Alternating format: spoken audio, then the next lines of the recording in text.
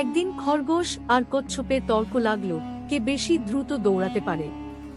খরগোশ হেসে বলল, তুই তো হাঁটিসি ধীরে ধীরে, আমার সঙ্গে দৌড় প্রতিযোগিতায় তুই পারবি। কচ্ছপ শান্ত গলায় বলল। দেখা যাবে কে জিতে। দুজনেই পরের দিন মাঠে মিলিত হল। বনের অন্যান্য প্রাণীরা সবাই জড়ো হল প্রতিযোগিতা দেখতে।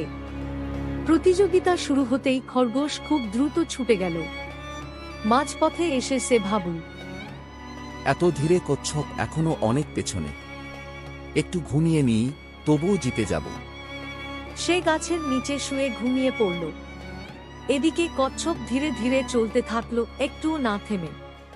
অবশেষে সে পৌঁছে গেল গন্তব্যে। কিছুক্ষণ পর খরগোশ উঠে দেখে কচ্ছপ আগেই পৌঁছে গেছে।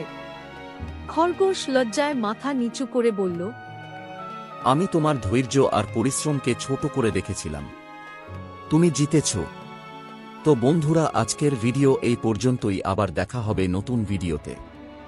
আমাদের চ্যানেলে নতুন হলে চ্যানেলটি সাবস্ক্রাইব করে রাখো।